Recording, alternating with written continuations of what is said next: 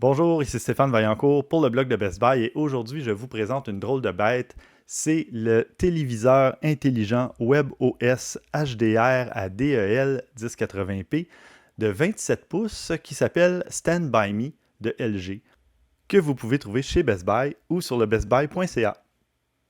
Stand By Me, vous l'aurez deviné, c'est parce que l'écran est installé sur un pied et pas n'importe quel pied, un pied à roulette. Donc voilà, je vous présente le contenu de la boîte à l'instant. Je n'ai pas tout filmé, là, mais c'est vraiment très simple, ça prend quelques minutes. On installe la grande tige dans la base à roulette. Base à roulette qui pèse un bon, pas loin de 15 kg, je pense. Donc c'est quand même assez lourd et ça va servir de support assez stable pour le téléviseur. Et ensuite, bien, on va enclencher la tête métallique derrière le téléviseur. Et ça se défait quand même facilement à la main, là, si vous savez ce que vous faites. Mais c'est très, très solide. Donc, parce que l'écran pivote, est inclinable, peut tourner, etc. Donc, ça tient vraiment bien en place une fois que c'est enclenché. Mais si jamais vous avez à le démonter ou vous décidez d'installer le téléviseur sur un vrai support mural, eh bien c'est compatible, donc il n'y a pas de problème, on peut le faire.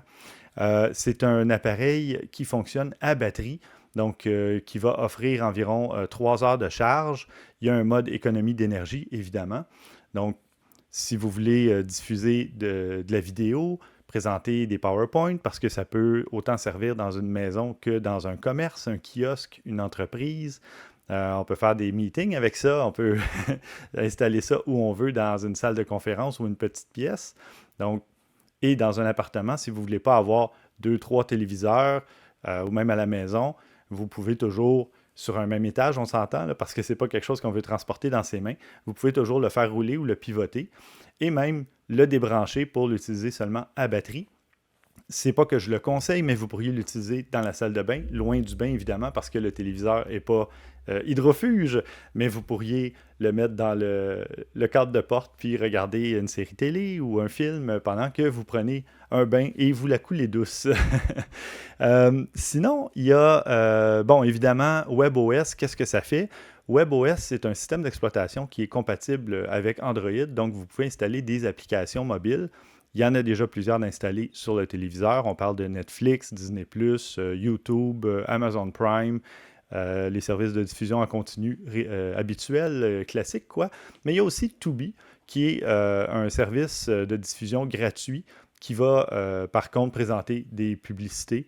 Donc, à la limite, vous prenez une petite pause, allez vous faire un thé, une tisane et vous revenez pour regarder votre contenu. Il y a vraiment de tout. Le meilleur et le pire de la télé et du cinéma, je vous dirais. Mais il y a aussi LG Channels, donc les chaînes LG. LG qui offre des chaînes en direct gratuitement. La grande majorité est en anglais, par contre, mais on a CBC, CBS News, on a euh, un paquet Bloomberg, plein, Just for Laughs, donc juste pour rire, mais en anglais. Par contre, il y a Radio-Canada Info et c'est possible, comme sur Android, d'installer des applications, dont ici TouTV, Tout.tv. Donc, si vous voulez avoir du contenu francophone, autre que sur Netflix et ce genre de service, vous pouvez avoir du contenu québécois avec Tout.tv. C'est par contre avec Radio-Canada parmi les seuls services ou applications en français, là, je vous dirais. Mais sinon, si on tombe dans les caractéristiques techniques aussi, c'est compatible avec AirPlay 2, c'est compatible avec HomeKit d'Apple. Il y a un port HDMI, une entrée HDMI 1.4, donc vous pouvez brancher une autre source d'alimentation si vous voulez regarder des DVD, des Blu-ray, des trucs comme ça. Il y a aussi un port USB 2.0, donc vous pourriez brancher un disque de stockage externe pour aller accéder au contenu multimédia dessus, musique, photo, vidéo. Mais 2.0, c'est pas très rapide. Et il n'y a pas de port USB-C, un peu dommage. Et donc, on ne peut pas brancher clavier-souris si jamais on voulait s'en servir pour travailler ou faire quelque chose, là, comme présenter justement un PowerPoint, comme je le mentionnais. Par contre, c'est possible de le faire en jumelant un téléphone par NFC. Donc, on l'appuie à l'arrière et ça va connecter, jumeler avec son téléphone et ensuite on installe l'application LG.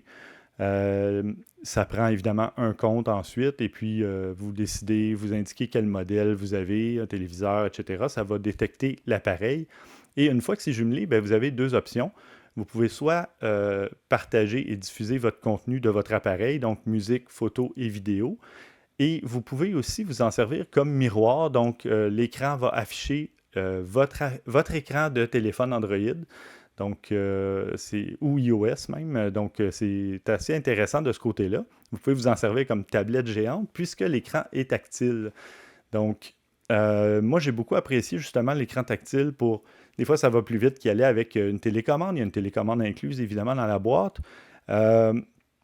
Mais il y a juste quand on veut sortir de certaines applications, que ce soit YouTube ou autre, ben, il n'y a pas de petit X. Ou si on appuie tout simplement dans l'écran, ben, YouTube, son comportement par défaut, c'est que ça met à pause. Donc, il n'y a pas de façon de sortir. Il faut utiliser vraiment la télécommande ou son téléphone qui peut devenir une télécommande aussi grâce à l'application LG pour ressortir avec le petit bouton Home, là, accueil. Donc, c'est un petit bémol, mais sinon, on peut presque tout faire après ça du côté tactile. Donc, ça, c'est vraiment très utile. Et c'est compatible Wi-Fi 5, Bluetooth, NFC, évidemment, je vous l'ai mentionné. Et il y a des haut-parleurs stéréo 5 watts. 5 watts, ça ne paraît pas très fort, mais ils sont très puissants. Honnêtement, j'ai gardé le son à 10-12, puis ça peut monter en haut de 40-50 facilement. Donc, il n'y a pas de problème à ce niveau-là. Là. Une bonne puissance sonore pour ceux qui en ont besoin.